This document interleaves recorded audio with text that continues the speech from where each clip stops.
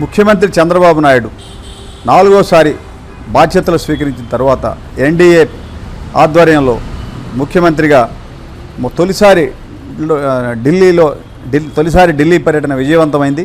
దాదాపు 2 రోజుల పాటు ఢిల్లీలో సుమారుగా 10 మంది కేంద్ర మంత్రులు, ఉన్నతాధికారులు తో భేటీ అయ్యారు. రాష్ట్ర అభివృద్ధి, గతంలో అంటే రాజధాని అమరావతి, పోలవరం ఇటువంటి వాటి మీద ఆయన ప్రతిపాదించినటువంటి ప్రాజెక్టులు, వాటన్నిటి మీద వినతి పత్రాలు అవన్నీ తీసుకొని ప్రతి మంత్రితో ప్రాజెక్టుకు సంబంధించిన ప్రతిపాదనలు, నిధులు, విధులు, దానికి సంబంధించిన మౌలిక వసతులు, గతంలో 2014-19 వరకు చేసిన కార్యక్రమాలను వివరిస్తా 2 రోజుల పాటు కేంద్రంలో రాష్ట్రానికి సంబంధించిన కేంద్ర మంత్రులు రామ్మోహన్ నాయుడు, పెమ్మసాని చంద్రశేఖర్, శ్రీనివాస్ వర్మతో పాటు ఆంధ్రప్రదేశ్కు సంబంధించిన ఎంపీలతో ఆయన ఢిల్లీలో చేసిన పర్యటన విజయవంతమైంది.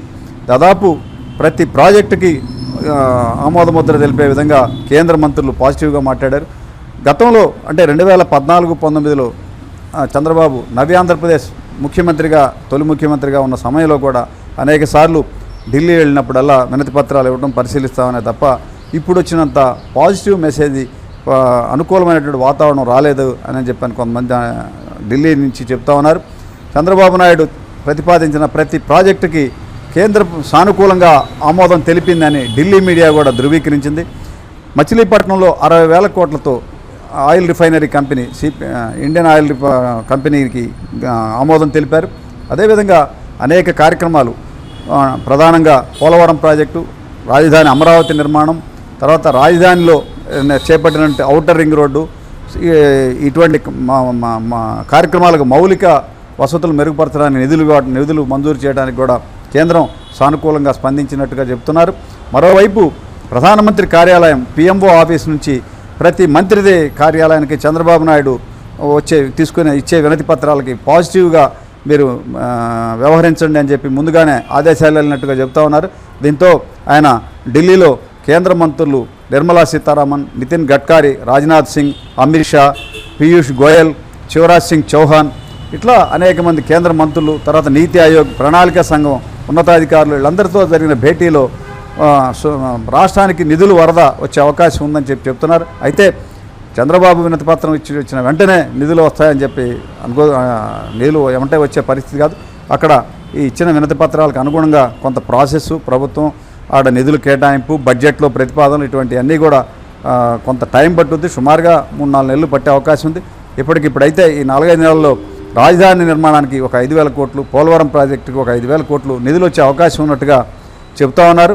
మొత్తం మీద ఒక 2 రోజుల పాటు ముఖ్యమంత్రి హోదాలో ఢిల్లీలో చంద్రబాబు చేసిన పర్యటన రాష్ట్రాభివృద్ధికి పెద్ద ఎత్తున ఉపయోగపడుతుంది, పెద్ద ఎత్తున మేలు చేసే అవకాశాలు ఉన్నాయని పరిశీలకులు చెప్తున్నారు. దీనికి తోడు ఢిల్లీలో మీడియా కూడా చంద్రబాబు పర్యటన ఇవన్నీ కూడా రాష్ట్రానికి మేలు జరగబోతున్నట్టుగా చెప్తా ఉన్నారు. 2 రోజుల పాటు ముఖ్యమంత్రి హోదాలో చంద్రబాబు పర్యటన విజయవంతమైందని ఆ పార్టీ లోక్సభ సభ్యులు, కేంద్ర మంత్రులు కూడా హర్షం వ్యక్తం చేశారు. మరోవైపు ఆంధ్రప్రదేశ్ నుంచి గెలుపొందినటువంటి బీజేపీ ఎంపీలు కూడా చంద్రబాబు తీసుకొచ్చే ప్రతిపాదనలన్నిటికీ సానుకూలంగా మాట్లాడి ఢిల్లీలో ఆ పార్టీ నేతలతో కూడా పాజిటివ్గా మాట్లాడి ప్రాజెక్టులన్నిటికీ ఆమోదం తెలియజేయాల్సిందేనని చెప్పని మాట్లాడటం, దగ్గుపాటి పురంధరేశ్వరి, సీఎం రమేష్, తర్వాత కేంద్ర మంత్రి వర్మ, శ్రీనివాస్ వర్మ వీళ్ళు కూడా పాజిటివ్గా నవ్యాంధ్ర రాజధాని అమరావతిని మనం టేకప్ చేయాల్సినటువంటి అవసరం ఉందని చెప్పని స్పష్టం చేశారు. ఇప్పుడు ఉత్తర కోస్తాలోని 3 జిల్లాలు, రాయలసీమలో 4 జిల్లాలు, 7 జిల్లాలకి విభజనలో ప్రతిపాదించిన విధంగా ప్రతి సంవత్సరం 50 కోట్లు వెనుకబడి జిల్లాలకు ఇచ్చే నిధుల్ని దాన్ని 100 కోట్లు పెంచాలని కూడా చంద్రబాబు నాయుడు చేసిన ప్రతిపాదనలు సానుకూలంగా ఆమోదించినట్లుగా తెలుస్తుంది. మొత్తం మీద ముఖ్యమంత్రి హోదాలో చంద్రబాబు చేసిన పర్యటన విజయవంతమైంది. ఆంధ్రప్రదేశ్కు మంచి రోజులు వచ్చే అవకాశాలు ఉన్నాయి. పోలవరం పరుగులు తీస్తుంది. నవ్య ఆంధ్రప్రదేశ్ రాజధాని ఎటువంటి ఆటంకాలు లేకుండా నిర్మించే అవకాశాలు ఉన్నట్లుగా ఢిల్లీ వర్గాలు చెప్తున్నాయి. దీనికి సంబంధించిన అంశాలు ఇలా ఉన్నాయి.